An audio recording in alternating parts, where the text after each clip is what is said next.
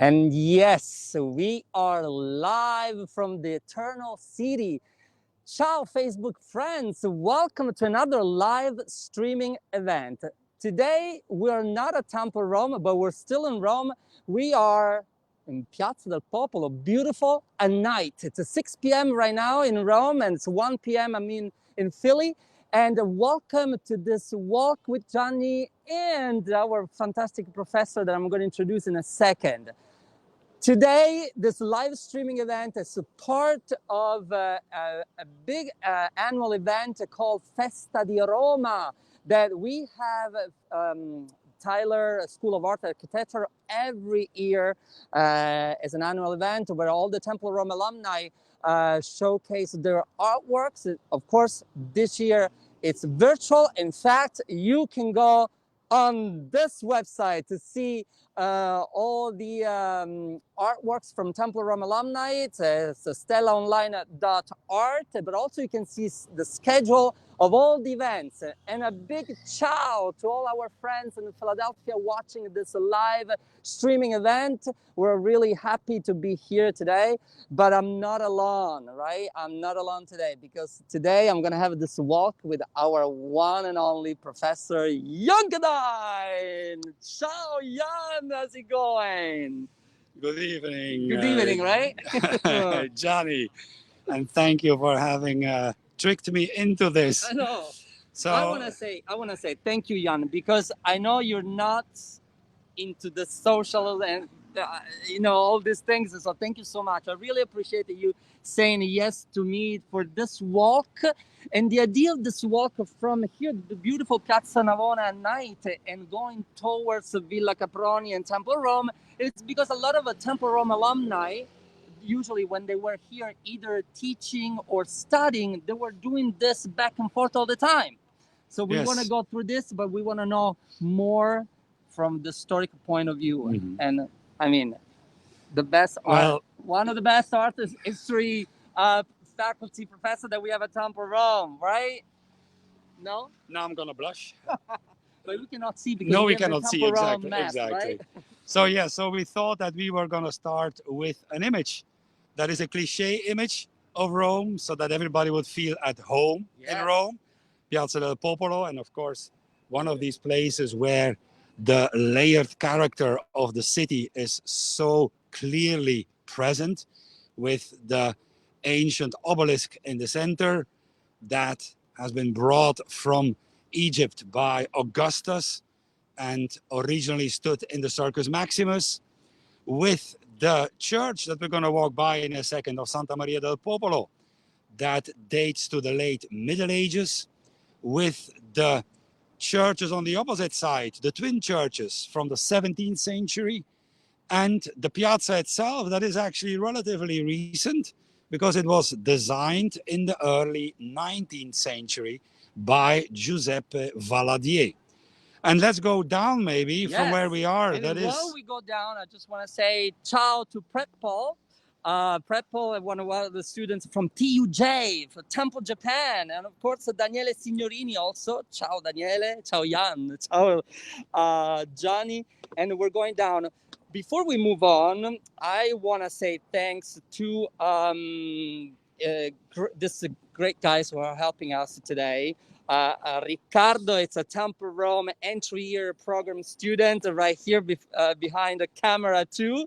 Ciao Riccardo, grazie for doing this. And then of course Antonio from the tech department.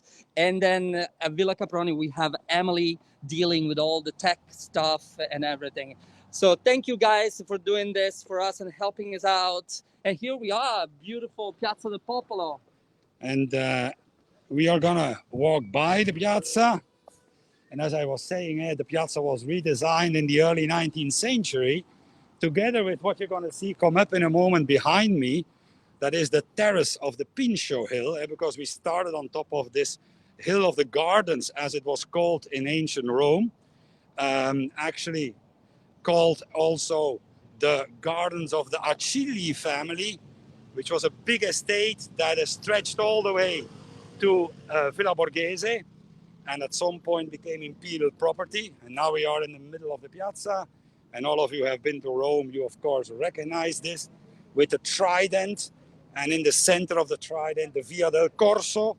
That is the last stretch of what is now to my right, and that is the Porta Flaminia, because that street was originally called like that, the Via Flaminia. And Jan, if people watching us now live have any questions for us, if you have any questions, you can just, where are you? You can put in the chat box. Put a chat box, a ciao, or a question for Jan. Go ahead. We'll try to answer your question. This is, so go ahead, put in the chat box. Okay, I have to good, say, great. this is a beautiful night. It's a fantastic seen night, like a lot yes. of time during the day, but at night, look how beautiful. And also because it has been quite rainy the last weeks here in yes, Rome, right? So this is a great day. And so we're walking through the Porta Flaminia, as it was called originally, and that was, of course, one of the gates of the Aurelian Wall that some of you have walked around with me for sure. The Aurelian Wall, and that here opens up on the northern side, and I was talking about this Via Flaminia, and the Via Flaminia from Rome, right in front of us, goes all the way across the Apennines to the Adriatic Sea, to Rimini. Rimini, which is today a very famous beach town with a lot of discotheques. Of course, not now the best time to go and hang out in discotheques. So we also have to say, and we have to add for people watching, that many stores or bars are closing down because there's a new decree that just came out like a couple of days ago. Bars and restaurants have to close at 6 p.m. So while we walk, you might see a lot of bars that are closed. You might wonder why. This is why. 6 p.m. they have to close. We're trying to fight this virus. It's all, but that's why. It's one of the part of the decree. So here we have like a beautiful entrance of... On the right side, yes, one of the entrances to what is, as you all know, the Villa Borghese. And in front of me is the Via Flaminia. And what you have to imagine, of course, is that once we have passed the gate, we were, so to say, in the countryside. And that along the Via Flaminia, there were tombs, funerary monuments, a little bit like the Appian Way. And those of you who have been to the Appian Way remember the view. This was the same view here until about 150 years ago. Then from the early, let's say from the late 19th, early 20th century, when the city was expanding, they started to urbanize the areas outside the walls. And you can always tell that by the way that the urban fabric is laid out on a grid. The grid is really typical of modern Rome, so to say. So, I think Emily, just to let us know, like, can you hear us? Because they're saying like we might have a problem. If somebody from the chat box, can you just put if you can hear us? Is everything connected to the audio and everything? Like, just put in the chat box a yes or no. If you can hear us and everything is fine with the audio, that would be great. Anybody from the chat box, can you hear us? Can you hear us? Emily, can you say something if you can hear us? I can hear you. Can you hear me? Anybody from the chat box watching us, can you hear us? That would be great. Yes, they say yes. Okay, great. Thank you, guys. Thank you. I was like, really, this is really like, everything with the audio is fine. Thank you, Cameron. Thank you, everybody. And thank you from Scotland, Liam. Ciao, Liam. Thank you so much, guys. I can hear you, Gianni. Kara. Oh, Kara Foreign. Do you remember Kara? She came over. Yeah. So this is Via Flaminia, Jan. We have like some students might remember also on the other side, Pizza Rustica, Antonio, if you want to just check Pizza Rustica there, where they were getting like the pizza between classes. Then we have also Alice Pizza. which is more new, eh? Yeah, do you like Alice Pizza? Alice Pizza is good, yeah. Good, right? And Castroni, Castroni right there. That you can't get in and Mondo Arancina, it's a Sicilian. Do you like Sicilian food? Yeah, we like that, don't we? We like all good food, but as we said, you know, it's going to be a little bit different now because everything has to close down at 6, which of course is very frustrating for the Italians because you know that they go to dinner really late. So now we have to order from home and eat it at home. Actually, you cannot even eat it in the street anymore, I think.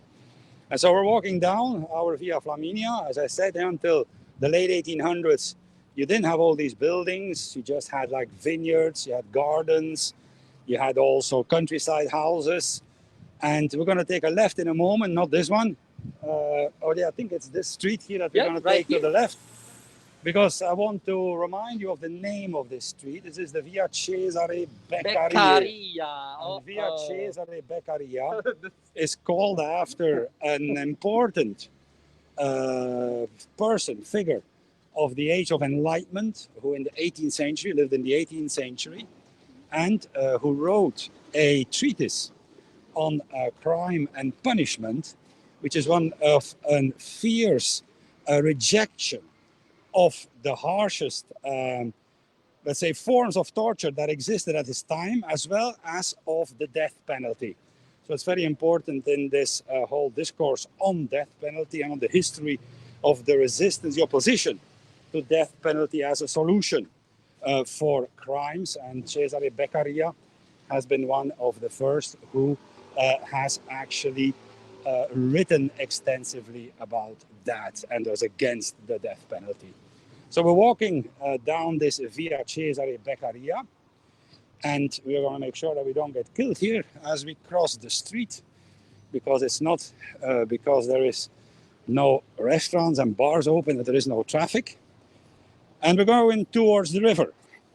We're going to go towards the river, the Tiber, to have a look at a monument that people often, one way or another, overlook, and yet is important because of the person for whom it was built, to whom it was dedicated, namely Giacomo Mateoti, who was member of the Italian Parliament in the early age of Mussolini, and on more than one occasion had spoken out against the authoritarian project of Mussolini.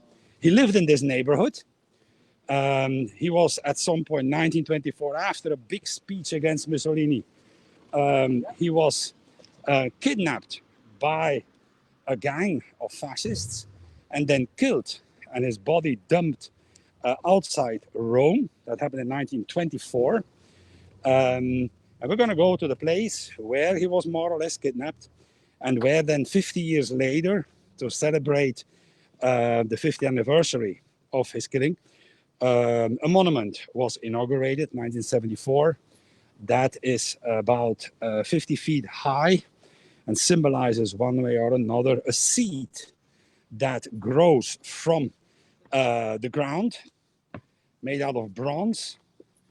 Mateoti, who is well known, for instance, for having said also that you can kill me, but you will never kill my ideas. And in a moment here, we're going to take a left.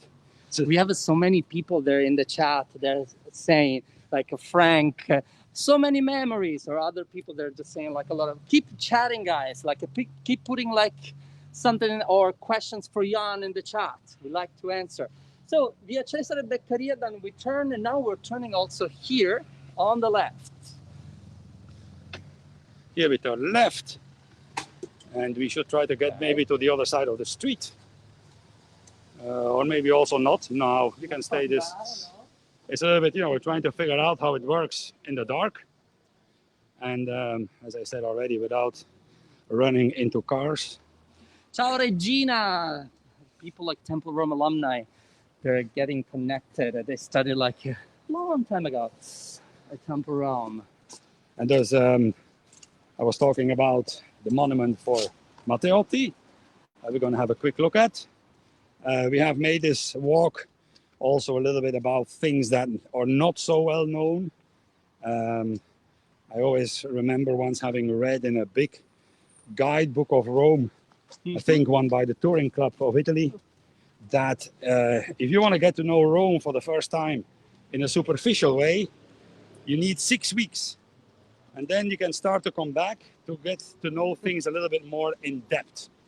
So we all know that this is indeed true. And here Let's see. Let's wait. Let's see. I have to say to everybody that I got trained for this before doing this walk with Jan. It was like a 2 weeks of training because he doesn't walk. He runs. He's like, no, but he's good. He's good. And now here, like, I don't know if we can see Antonio from here. It's hard to see the monument, but you have to look above the trees. There's like a point, a steeple. That's the top of the monument. And we're going to go left, and we're going to cross the Tiber over a bridge. That is the subway bridge, which you all certainly know. It connects the Flaminia station with Lepanto on the A line. And that was, I think, inaugurated in 1980 or something like that. Oh, yeah. And that's the line a lot of our students used to take to go back to the residence. Exactly. Ciao Marilena. Ciao. Thanks for being with us in this live streaming event. Now, the bridge was designed by Luigi Moretti. Yeah, the architects know, of course, that this is a very important... the bridge we're going to cross in a moment. And actually, another important architect is here in this area. This is the Palazzo there to the left, where you see the lights on the terrace. That is the Palazzo Nebbiosi Nervi. Mm-hmm. It was designed in the 1930s by Pierluigi Nervi, who is a very important engineer architect and who, for instance, also worked on the infrastructure for the Olympics in Rome in 1960. So here, watch out here. Here in front of us, you see a little bit, I think, of the monument of Mateoti. Maybe if we go a little bit closer, you can see the top. As I said, it's 50 feet high, 45, 50 feet high, 1974, and built on the site where he was kidnapped. And now we go this way. Okay, ciao Shelby.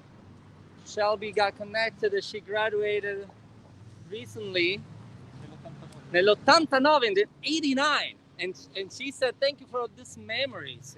Great. And we're going towards the subway bridge, which is called Ponte Nenni, after Pietro Nenni, who was an important member of the resistance in World War II against fascism, also a leader of the Socialist Party, and who had died a couple of months before the bridge was finished. I think the bridge originally had to be named differently, but then it was decided to actually call it after him.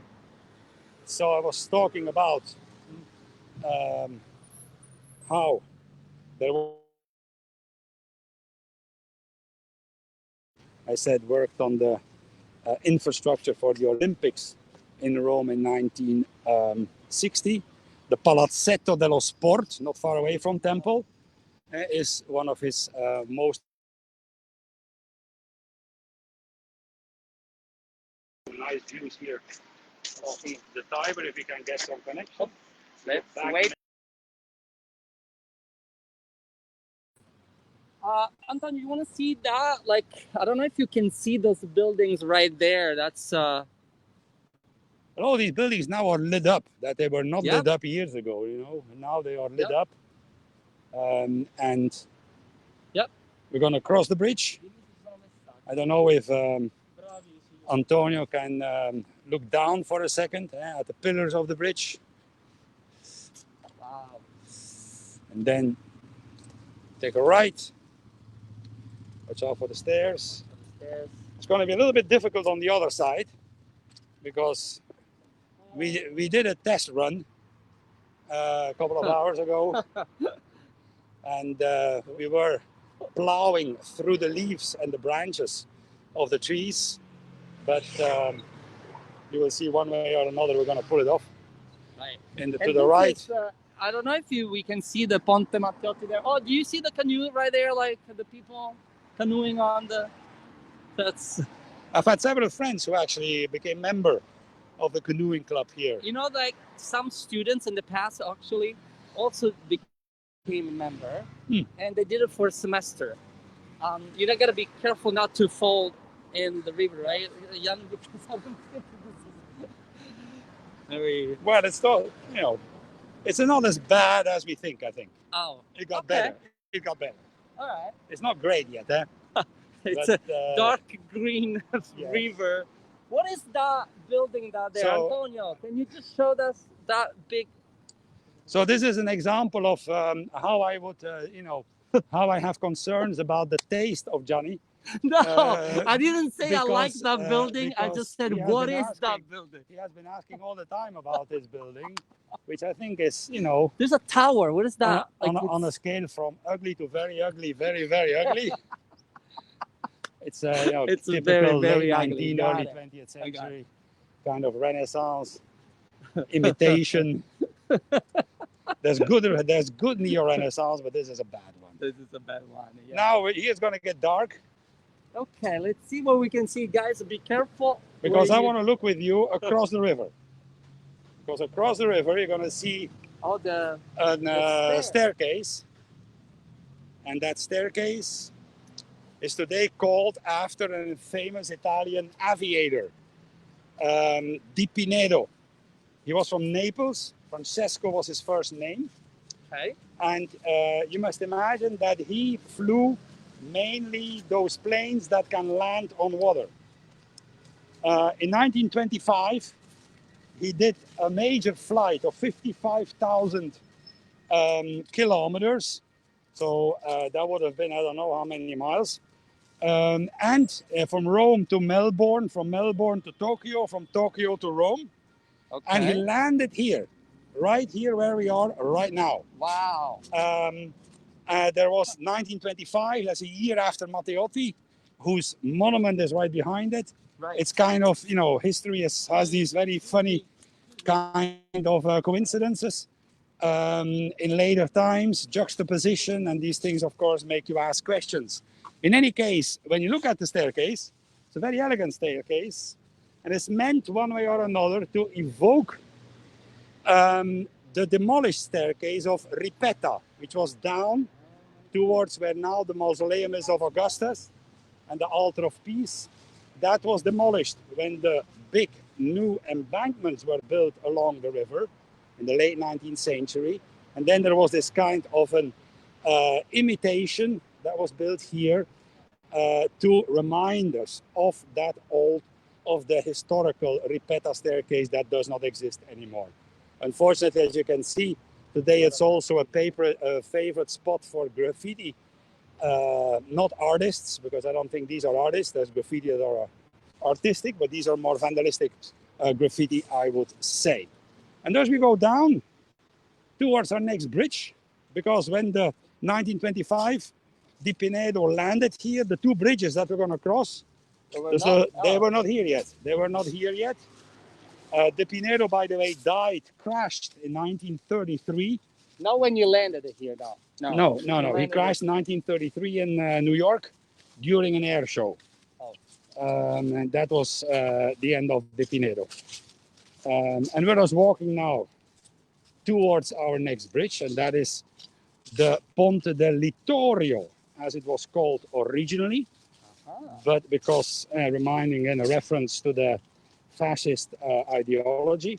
But then after the war, it was renamed Ponte Mateoti, after the Mateoti that we have already mentioned. The bridge. You said actually that, in fact, we have many people running around along the river because also the gym closed. They had to close also the gym for, all these protocols, anti-COVID and everything. So now all the people are running, are trying to get some exercise along the river or whatever they can. So I don't know if you saw like some of the people running. What are these boats here? Like this, the little. I have no I idea. don't know, like, I know some of these boats also were clubs, right? Of the Somebody rowing misses club, your restaurant. Somebody missing my classes? Yeah, there's probably. But Gianni was talking about running along the river, but people have also been driving along the river lately. And that was, of course, the latest James Bond movie, You're right. which was not far away from here. You're Some of the right. takes were done on this side of the river.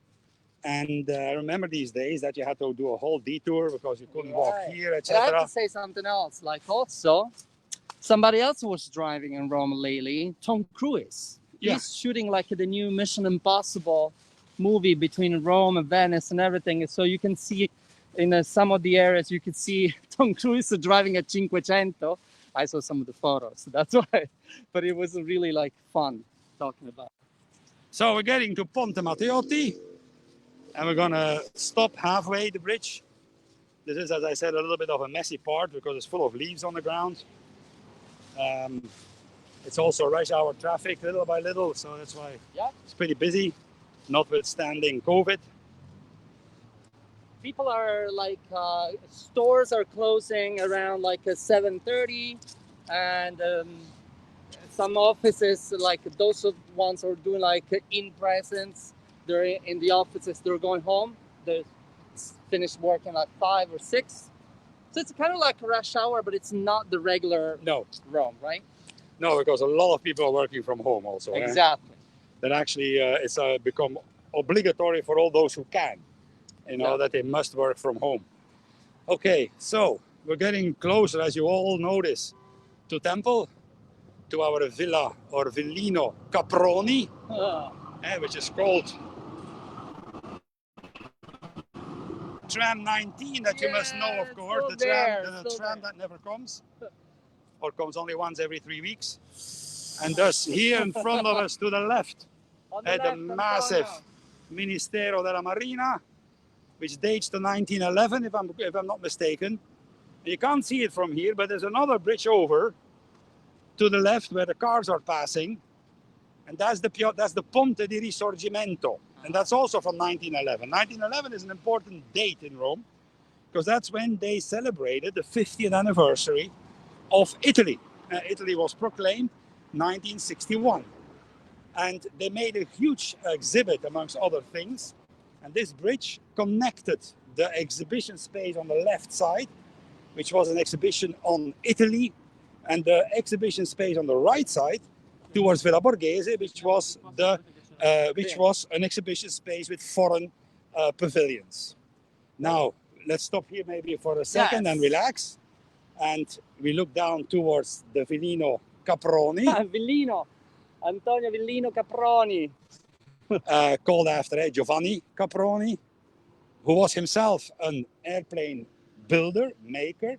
He was a very important Italian producer, maker of airplanes between World War I and World War II, and then, of course, also during World War II.